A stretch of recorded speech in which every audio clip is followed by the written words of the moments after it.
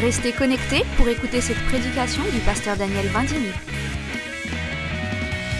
Ce programme vous est proposé grâce au soutien des partenaires du ministère Salut pour le Monde et des abonnés de la chaîne YouTube du pasteur Daniel Vindini.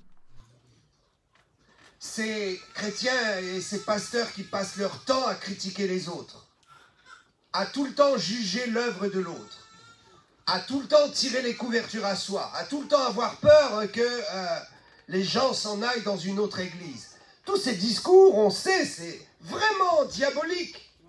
On le sait, on a prêché encore là-dessus. Il faut aimer les ministères des autres. Dieu ne nous envoie pas en croisade pour détruire l'œuvre de l'autre. Et il n'y a aucune œuvre qui est parfaite. Alors vous trouverez toujours un problème dans l'œuvre de l'autre.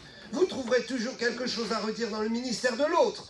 Mais si on commence à vouloir être des redresseurs de tort et à se prendre pour des justiciers, alors nous faisons naufrage parce que Satan va venir dans notre bouche.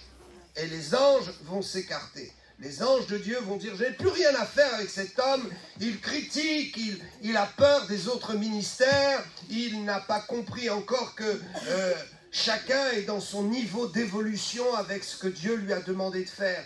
Alors tout ça, ce sont des beaux discours. Mais il faut arriver enfin à le vivre. Béni soit l'âme paisible. Béni soit l'âme paisible qui arrive à vivre ces choses et qui n'a même plus besoin d'en parler, ni de le prêcher, ni d'en discuter. Je rêve d'une assemblée qui passe à un autre niveau.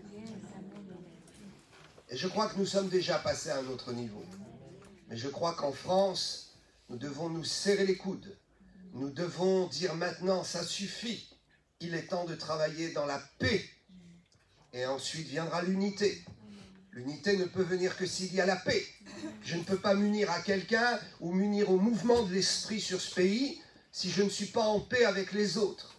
Je vais commencer par être en paix et dire Dieu, je vais mettre un autel devant toi et je vais sacrifier sur cet autel pour m'efforcer à être dans la paix et à ne plus entendre les petits démons qui viennent me susurrer à l'oreille des choses qui vont faire que je vais ouvrir ma bouche et tirer ma langue jusque dans les flammes de l'enfer pour critiquer un tel ou un tel. Non, la paix est quelque chose qui se cultive, vous savez. Jésus a dit, je vous donne ma paix, alors recevons sa paix. Et entraînons cette paix par une volonté personnelle à marcher enfin à un autre niveau. Je bénis Dieu pour la prophétie. Il n'y a qu'un seul esprit. Il n'y a qu'un seul esprit. Ce matin, je me suis levé, Dieu m'a donné 2 textes. Ce ne sera pas l'objet de la prédication. On va se laisser conduire par l'esprit, n'est-ce pas? J'ai sûrement une bonne prédication à amener, mais on va voir comment Dieu fait les choses. Nos cultes ne sont jamais les mêmes et nous bénissons Dieu pour cela. Parce que finalement, vous êtes venus ici pourquoi? Vous êtes venus ici pour adorer Dieu, le rencontrer. Et à travers cette rencontre, vous et moi, nous espérons un miracle. Allons, soyons francs.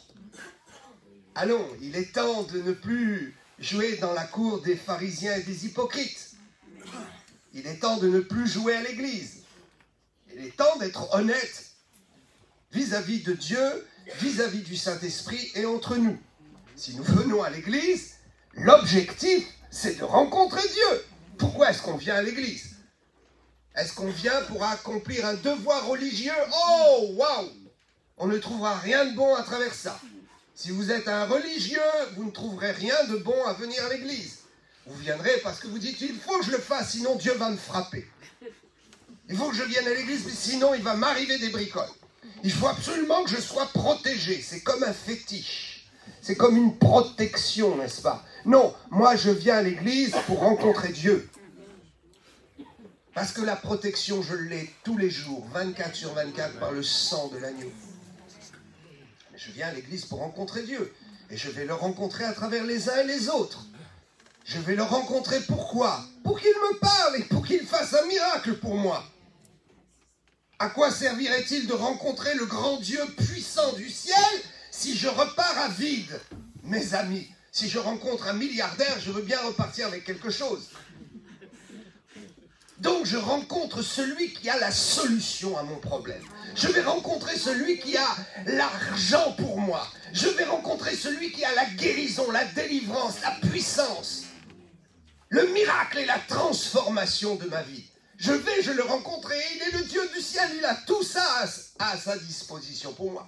Donc j'espère bien que dans la rencontre, je vais partir avec quelque chose. Et Dieu aime ça, croyez-moi. Il aime qu'on entre dans sa présence pour ressortir avec quelque chose et pour aller à un autre niveau. Alléluia. Donc, si je le rencontre et que je suis béni, je vais affecter mon entourage. Et donc, je me suis levé ce matin avec 2 textes. Le premier, il est bien connu dans 1 Timothée 2, 1 et 2. Chapitre 2, première épître de Timothée, chapitre 2, versets 1 et 2. J'exhorte donc avant toute chose à faire des prières, des supplications, des requêtes, des actions de grâce pour tous les hommes. Pour tous les hommes. Oui, mes amis. Pour tous les hommes, quelle que soit leur condition humaine, spirituelle, physique, quelle que soit l'image que je reçois d'eux, quelle que soit l'analyse que j'en fais, je dois prier pour ces gens. C'est là où nous trouverons l'unité, n'est-ce pas, et la paix. Il faut prier les uns pour les autres. Il n'y a personne, vous m'entendez? Il n'y a personne qui ne puisse recevoir notre prière. Tous ont droit à notre amour. Tous ont droit à notre compassion. Tous ont droit à la miséricorde de Dieu. Nous croyons que la prière change les choses. Et priez les uns pour les autres et priez pour tous les hommes. Et le texte suit au verset 2.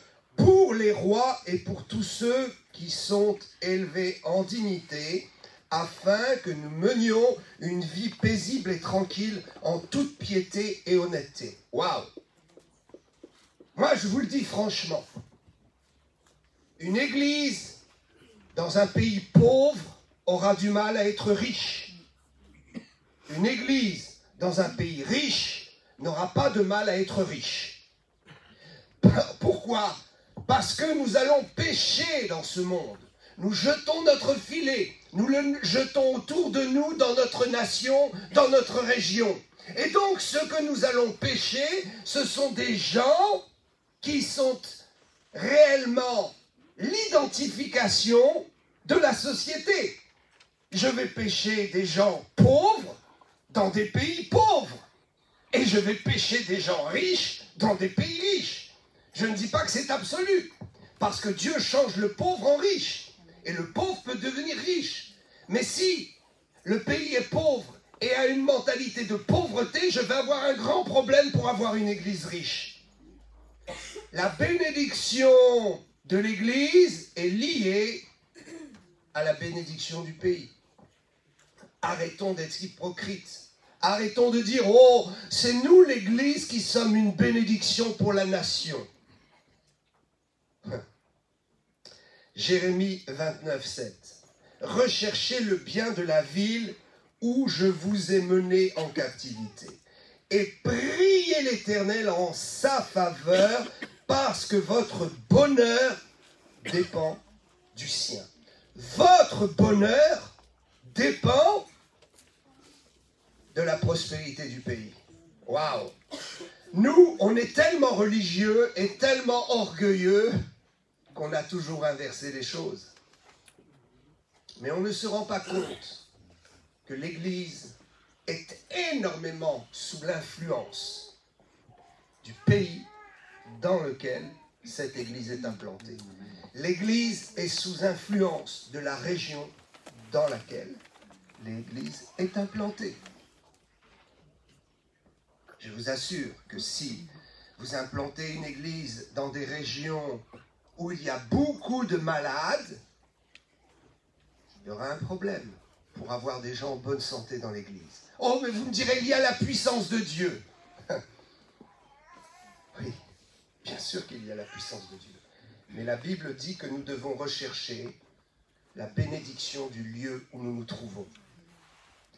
Il est temps dans ce pays que les chrétiens élèvent la dignité humaine, la dignité du français, la dignité nationale.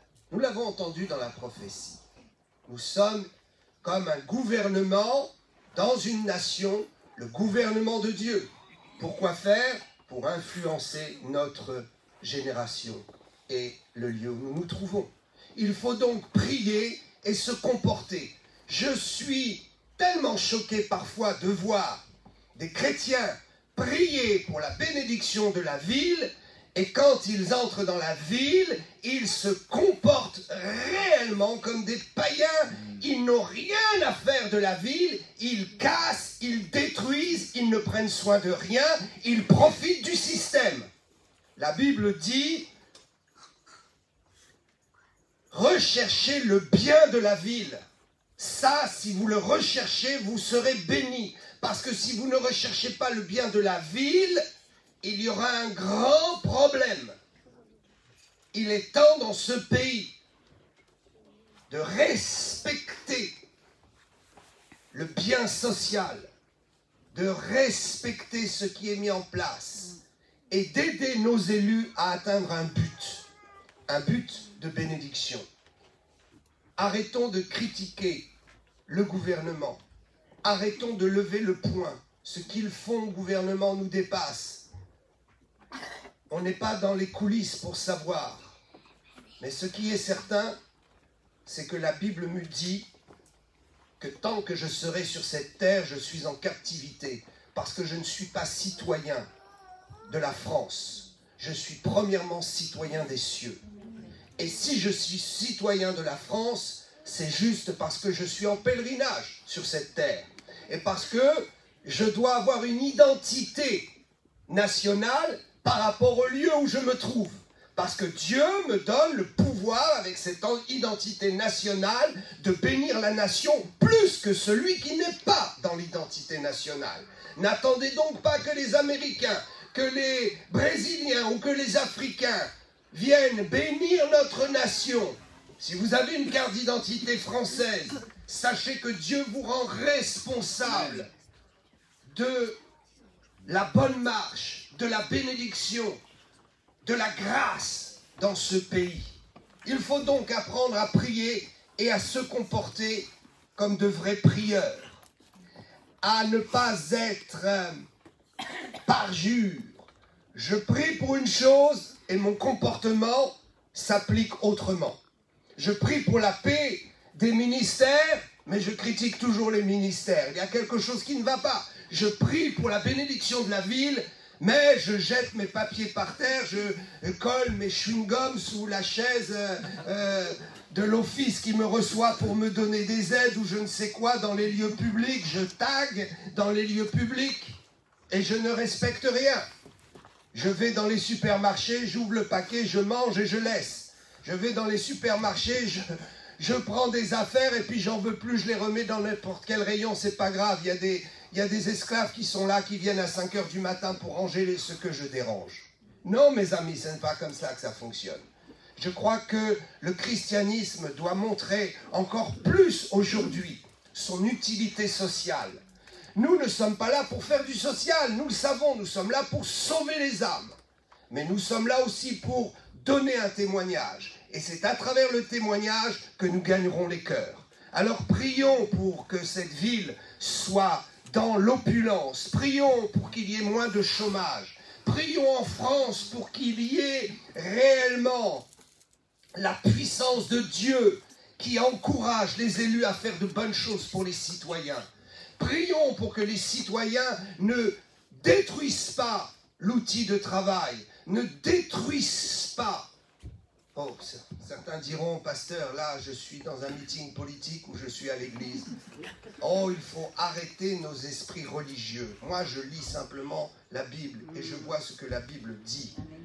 Je vois que si la ville est bénie et paisible, alors je serai plus heureux. Croyez-moi, s'il y a des émeutes qui arrivent à la guerre civile, je ne donne pas cher de vos beaux alléluia. parce qu'on les voit, les chrétiens. Ils disent Alléluia, et ils chantent quand la lumière est allumée, quand il fait chaud et que tout va bien, et que le frigidaire est bien rempli. Mais quand il commence à y avoir des problèmes, pasteur, prie pour moi. Ce n'est plus le même chant, hein, n'est-ce pas? Non, mais je ne dis pas ça pour vous, naturellement. Vous êtes des bons chrétiens comme moi, d'ailleurs. Vous savez, la foi est durement éprouvée et nos comportements changent quand nous ne sommes plus dans nos sécurités. Je crois qu'il n'y aura pas de guerre civile en France.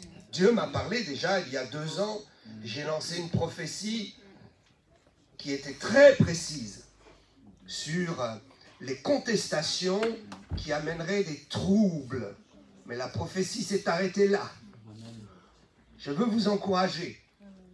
Prions pour que les troubles cessent et que les troubles justes interpellent les politiques afin qu'ils prennent des mesures pour mieux gérer ce pays. Et prions pour que tous les étrangers, béni soit Dieu, qui viennent et qui nous rejoignent dans notre pays, ne saccagent pas l'outil de travail, mais soient respectueux du bien social et soient respectueux de la protection de la paix. Je crois que l'Église a aussi un rôle à jouer dans une nation. Nous voulons le réveil et nous voulons que l'Église impacte le monde et que le monde parle de l'Église parce qu'il y a des miracles, parce qu'il y a de la puissance, parce que les gens se convertissent. Mais je crois aussi que notre rôle, c'est de donner l'exemple et d'être un bon témoignage. Dieu nous redemandera des comptes. Vous savez, à chaque fois qu'un jeune chrétien ne respecte pas le lieu où il se trouve, son ange s'arrête de travailler. Ceci est vrai. Et à chaque fois que nous respectons, que nous avons du respect, que nous n'aimons pas casser les choses, que nous n'aimons pas salir les choses, alors notre ange est activé. Il y a des comportements que les chrétiens ne devraient jamais avoir dans les transports en commun, dans les supermarchés, dans les lieux publics. Il y a aussi des merci que beaucoup de chrétiens devraient donner à ce gouvernement pour les aides sociales. Mais au lieu du merci, j'en ai pas assez. Il n'y en a jamais assez. Bénissez Dieu pour ce que vous avez. Bénissez Dieu et priez pour travailler, pour que dans ce pays il y ait de l'emploi, pour que dans ce pays il n'y ait pas de gaspillage, pour que dans ce pays Dieu touche nos élus. Je crois que c'est possible que nous ayons un président chrétien. Vous savez, il y a d'autres religions qui mettent tous leurs efforts pour qu'il y ait un président qui soit de leur religion. Vous savez que ça se passe vraiment. Que faisons-nous? Est-ce que nous allons laisser faire ou est-ce que nous allons dire non? Nous avons la puissance de Dieu pour convertir les masses et pour amener nos élus à plier le genou devant le Seigneur. Premièrement, parce qu'ils ont besoin d'être sauvés. Premièrement, parce que nous ne voulons pas les voir partir en enfer. Et ensuite, parce qu'ils seront des outils si puissants entre les mains de Dieu pour la paix sociale. Et comme la Bible le dit, si le pays est en paix, ce sera plus facile pour nous. Je vous assure, nous prions pour qu'il y ait des chefs d'entreprise. Mais si il y a une surtaxation dans ce pays au niveau des entreprises et des entrepreneurs, surtaxation pour pouvoir pallier à une aide sociale auprès de gens qui n'en ont rien à faire et qui ne reconnaissent même pas le bienfait du pays, alors on aura du mal à avoir des chefs d'entreprise. Mais si le pays est bien géré, si nous prions pour que l'économie remonte, si nous croyons de tout notre cœur que le Seigneur peut bénir l'intelligence française, la production française, le travail des citoyens, alors il y aura une richesse qui va émerger par la grâce de Dieu, je vous le dis. Il va y avoir des gens qui vont exceller dans l'entreprise, dans le sport, dans les médias. Ils vont exceller aussi dans la politique pour Dieu, pour servir Dieu. Alors nous serons bénis, nous aurons un pays florissant.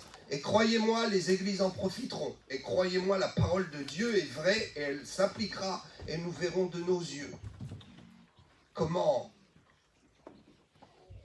l'Église peut être aussi influencée par le milieu environnant dans lequel elle se trouve. Que Dieu nous aide à comprendre cela, que Dieu nous aide à prier pour notre nation, prier pour que toutes ces contestations qui amènent des troubles puissants puissent être vaincus, car ce sont les démons qui utilisent le mécontentement des gens. Les démons vont devant Dieu et ils disent, regarde, cette population qui ne te connaît pas a des revendications qui sont justes, parce que ce n'est pas bien géré. Le pays n'est pas bien géré. Alors, Dieu, tu es juste. Donne-moi la possibilité de leur donner un coup de main dans leur contestation. Et le diable se faufile dans tous ces mouvements de contestation. Et c'est un trouble terrible. Et la pression monte, monte, monte. Et le diable espère bien que ça va finir en chaos total. Mais moi, je déclare par la puissance de Dieu, le chaos est bloqué. Ça n'ira pas en chaos.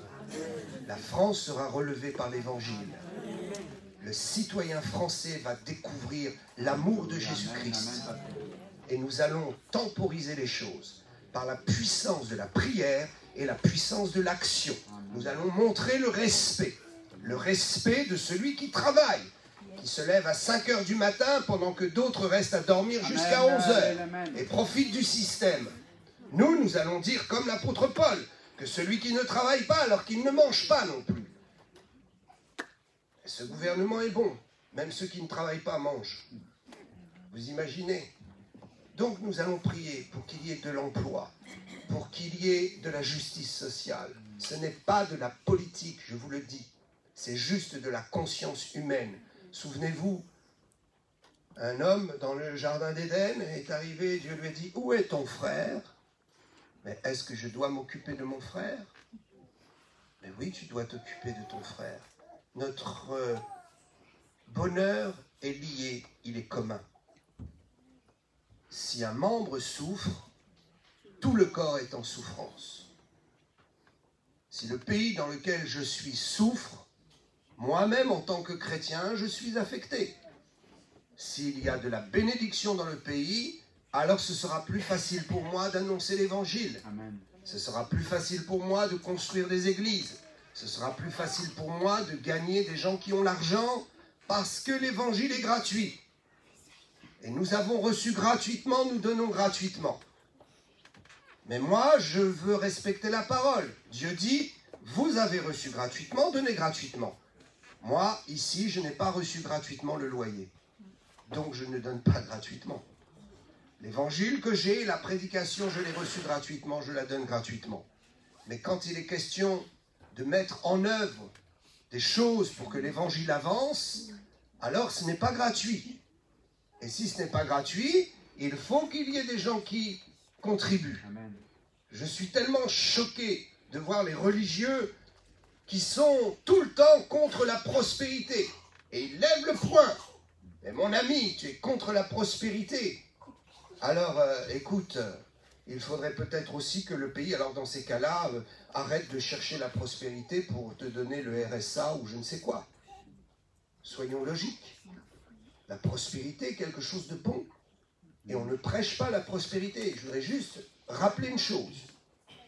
Nous ne prêchons pas la prospérité. La prospérité est une bénédiction qui découle du salut. Une bénédiction qui découle pour tous ceux qui sont honnêtes, qui marchent selon leur conscience et qui honorent la parole de Dieu. Je vais même très loin. La prospérité s'attache aussi à des gens qui ne connaissent pas Jésus-Christ, mais qui, sans le savoir, obéissent à leur conscience et respectent les commandements de Jésus. Donc Dieu n'est pas indifférent à cela. Bien sûr que ça ne leur donnera pas la vie éternelle, mais en tout cas, ça favorisera l'accès du Saint-Esprit à leur conscience pour les convaincre que Jésus est mort pour eux. Réfléchissons à cela. C'est très, très important. Que Dieu nous aide dans cette démarche. Et je rappelle qu'il est temps dans ce pays d'avancer, de faire tomber les barrières, les tabous et qu'il faut se faire de franches réflexions, sinon nous n'avancerons pas. Le pays est dans le trouble, et Dieu m'a dit ce matin que nous devons prier et que nous devons aussi nous comporter pour que le feu soit éteint. Les chrétiens sont parfois de très mauvais pompiers. Quand ils voient un feu, au lieu de l'éteindre, ils soufflent dessus. Alors que Dieu nous a donné tout ce qu'il fallait pour éteindre les feux. Donc nous sommes là pour éteindre les feux. Amen. On va se lever, on va prier un instant. Alléluia, vous croyez que votre confession et votre prière va déclencher quelque chose? Amen. Des anges vont agir et Dieu va se réjouir. Nous prions maintenant au nom de Jésus.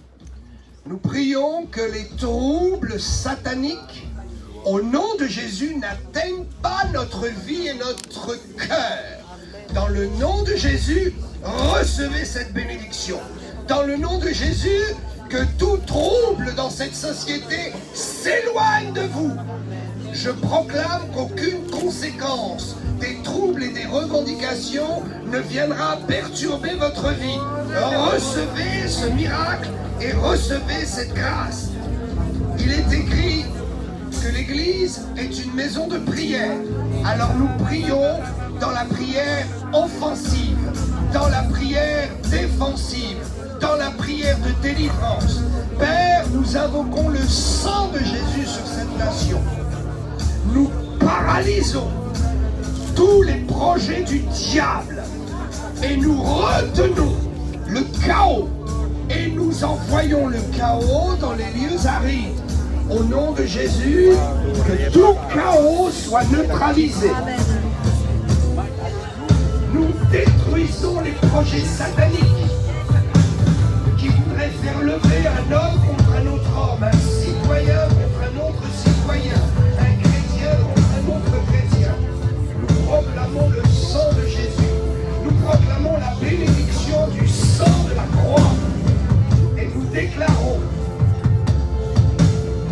que nous sommes une source de bénédiction pour l'économie de ce pays. Notre travail est une bénédiction.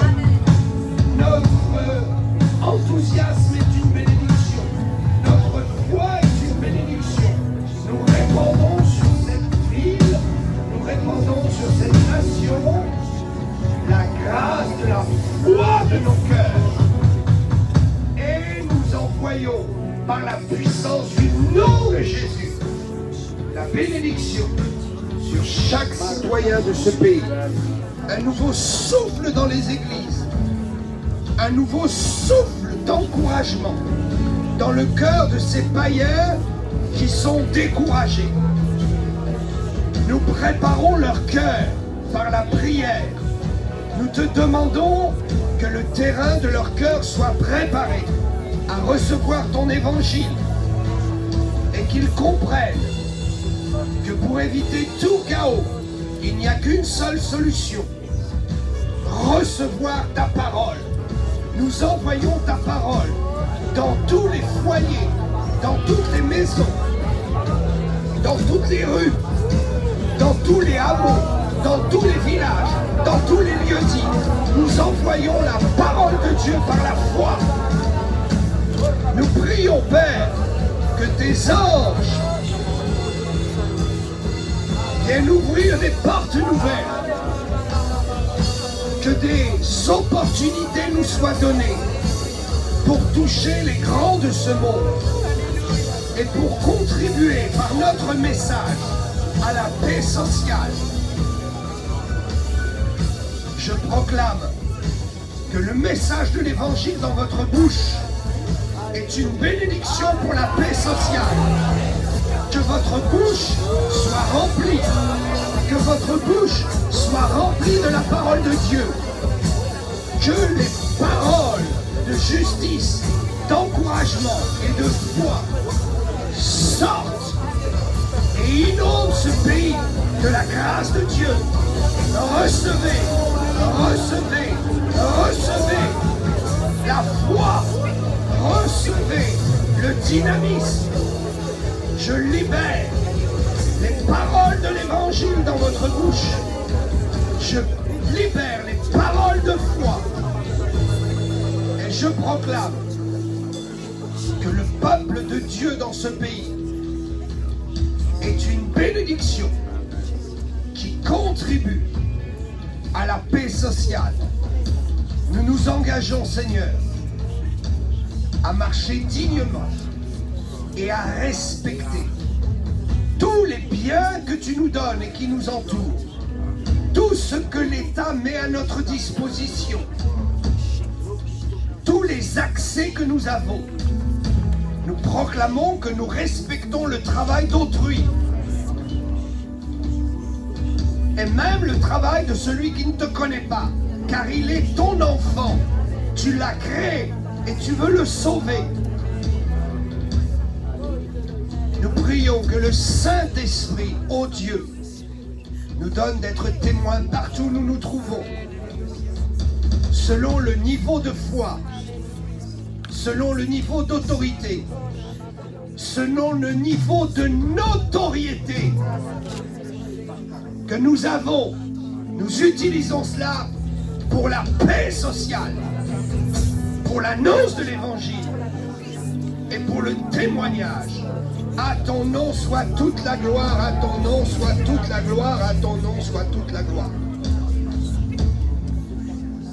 Quelle que soit votre position dans cette société, vous avez un rôle à jouer. Quelle que soit votre position, sachez qu'en contribuant en tant que citoyen de cette terre,